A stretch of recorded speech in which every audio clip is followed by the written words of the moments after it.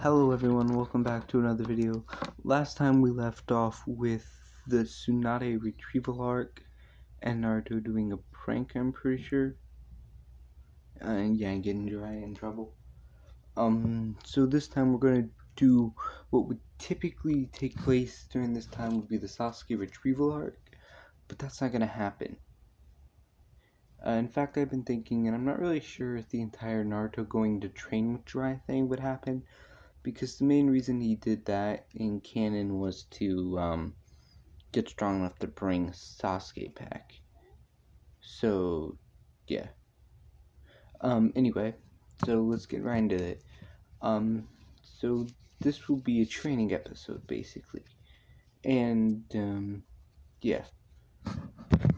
I am doing images and stuff differently than I used to, just because it takes less time, and it's really hard to do all those images, and, so it's just gonna be my YouTube image of a night. I didn't draw this, I got it from Google, but I think it looks pretty cool. So yeah. Anyway, so yeah. Naruto is training in the woods with with a bunch of shadow clones. He ends up deciding he wants to develop a way to remove the cage bird seal. Because he did promise, I'm pretty sure, Sakura, well, not Sakura, Hinata. Give me 1 second, I gotta deal with something. Sorry about that, me having a weekend thing.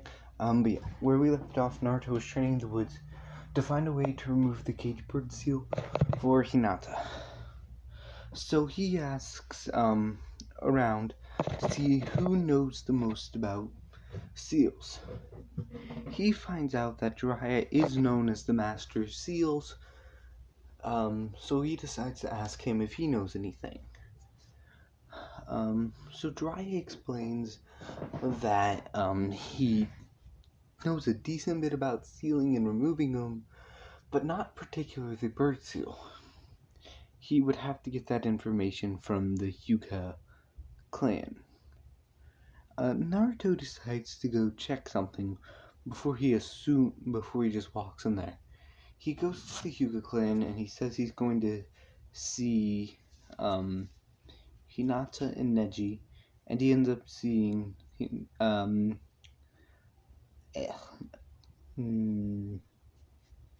whose was it? Hinata's father training. So he decides to see if the seal is still on him. If it is, then he knows that they do not have the, way to remove it. So he tries to activate it, and he senses it's not there. So they do have a way to remove it. Naruto takes this information to heart and vanishes in a swirl of leaves. Well, actually, in a flash of yellow, because he does have the Flying Thunder God. So he decides to come out with an elaborate plan to sneak in and get the scroll to learn how to remove the seal. So he can then remove all Hyuga members, Branch and,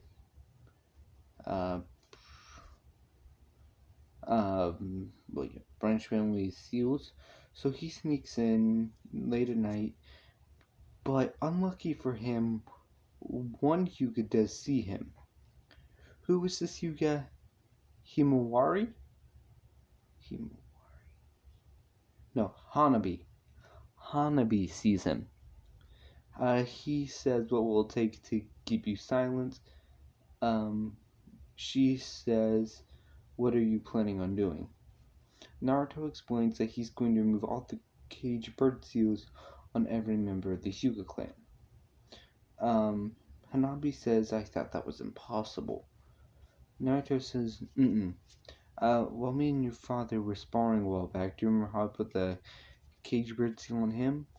Well, I tried to activate it to test my theory, and it was gone, which means there is a way to remove it, which means I can free all the Hyuga clan members. Hanabi says fine, and says, but you owe me. So, yeah, Naruto owes Hanabi a favor now, basically. So yeah. Uh, pretty sure I was shipping Naruto and Hinata in this one because it's the main ship, because it's the canon one. So if I wasn't, then I'm sorry. I'm gonna go back to that one, but ugh. Anyway, so Hanabi knows that Hinata's infatuated with Naruto, basically, and that's putting it nicely. She's on the board of being well, not borderline being stalker. She has stalked Naruto before. So when you think about it, Naruto's married to a stalker in Boruto. Good life choices. Um, but anyway, so she decides that she'll ask Naruto to marry her sister, which actually would probably work, but they would have to get their father's approval, and he's probably not going to be too happy with Naruto marrying his daughter. But eh. Anyway, so Naruto trains for after finding the scroll he needs. He copies it, and he uses the Flying Thunder God to get out of there, placing the scroll back where it was. And now Naruto trains for 2 weeks to learn how to undo the seal. After he manages it, he decides he doesn't want anyone to know he's the one undoing the seal because he is going against the clan, basically, and that's not a smart idea considering he's an orphan and he has no family and he don't have a clan or anything. Well, that anyone really knows of but him, so it could end pretty badly for him. So in the middle of night, Naruto makes hundreds of clones, making it to where they're all invisible, and knocks out all Hyuga guards and removes their seals, which now results in all Hyugas no longer having the cage bird seal, but they still obey the main branch of the Hyuga clan. Anyway, so a few weeks pass, uh, well, another week passed anyway. Naruto is training on the Flying Thunder God to perfectly master it like his father, Minato, but he's also adding the Shadow Shuriken Jutsu along with it, because we're gonna say, he does learn that. Well, he also learns that in the time. So yeah, hold on, I gotta do one more thing. Okay, I just finished it. Anyway, so Naruto continues after doing that and learning the Shadow Shuriken Jutsu, which he plans to make another collaboration jutsu. But eventually, he goes and talks to Tsunade. Um, and he asks her, um, yeah, if there's any high-ranking jutsus that she could give him from the Scroll of Sealing. She says no and hits him on the head, not with a full power hit, but enough to leave a mark. And he leaves. He goes to Ichiraku Ramen, but while walking there, he bumps into Hinabi. Hinabi asks Naruto if he's ready to cash in that favor, and he says sure. So Hinabi explains what the favor is, and Naruto is pretty surprised. He says that's not really up to him, it's more up to Hinata if they were to be engaged. Hinabi says, I talked to her about it and she had no problems with it. In fact, if anything, she was happy about it. Naruto rubs the back of the head and says, a deal is a deal, so I guess why not?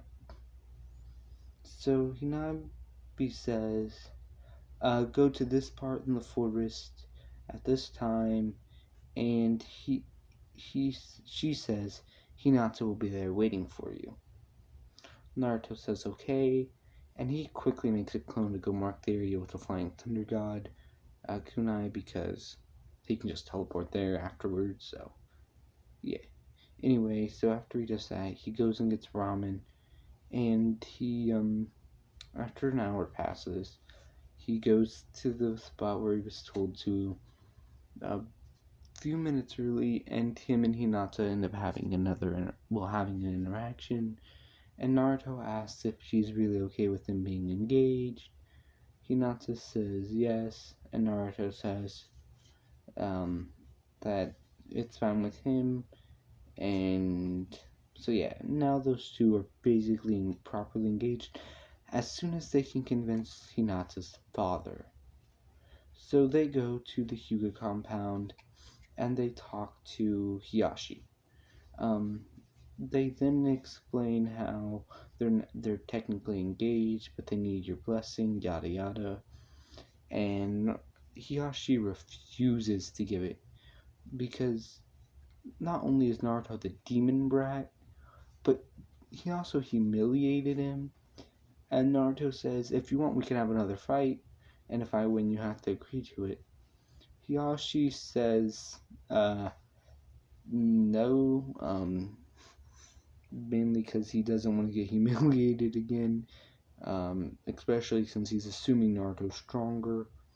And he has heard Naruto learn the Flying Thunder God, which means he's extremely scared, basically, because if you didn't know, the Flying Thunder God was meant to deceive the Sharingan, but I'm assuming it's very effective against the Byakugan as well.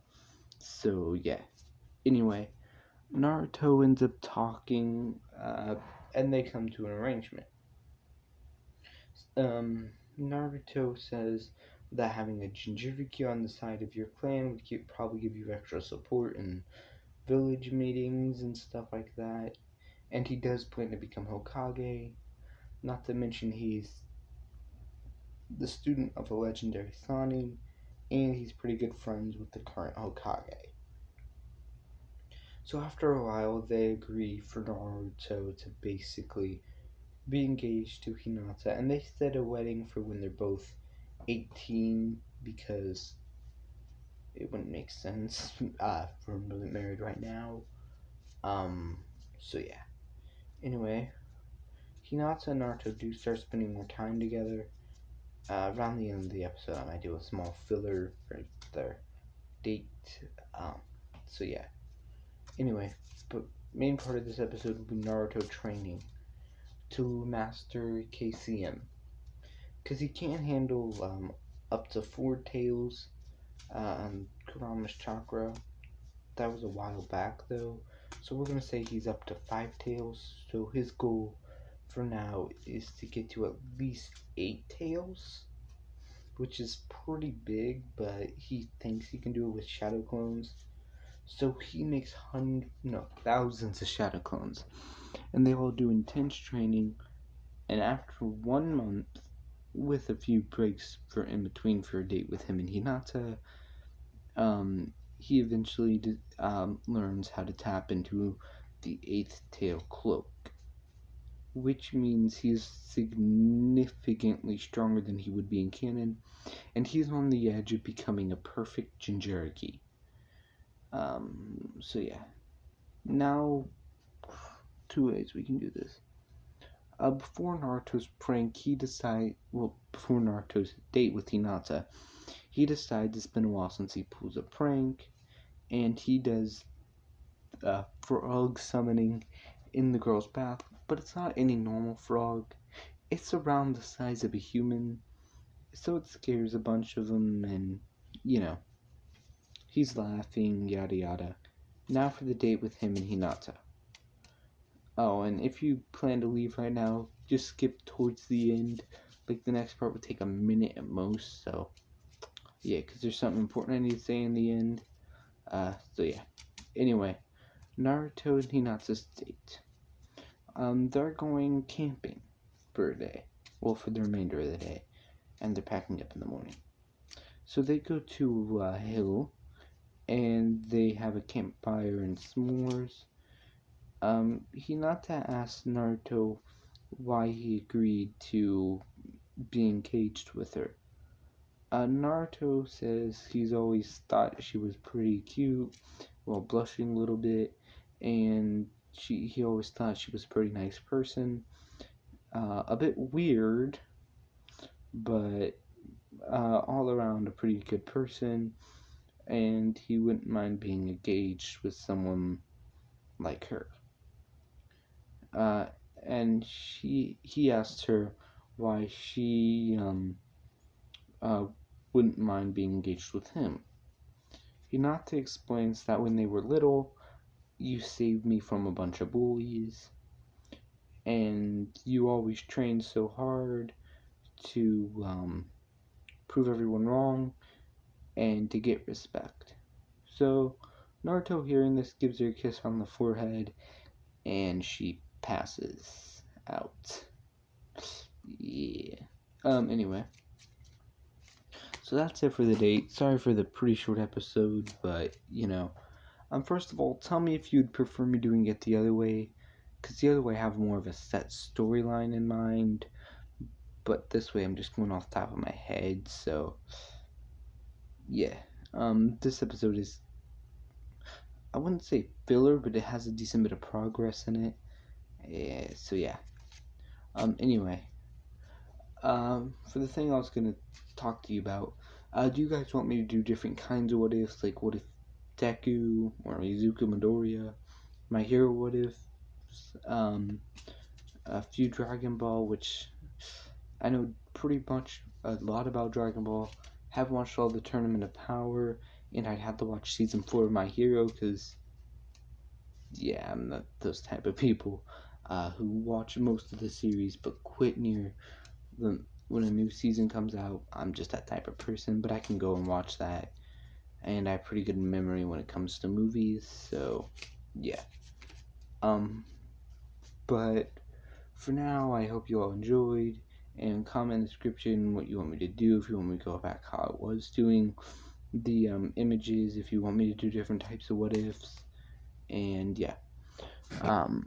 If you do want me to do different types of what ifs, then it'll just be like one certain, like one at a time, like one Naruto, and after that Naruto, then I'll go to My Hero, then a Dragon Ball or whatever. But the thing is, I'd have to have watched the series before, so I won't be able to do all types of what ifs, but I'll be able to do those ones in particular, pretty much. So yeah, once again, hope y'all enjoyed, and bye.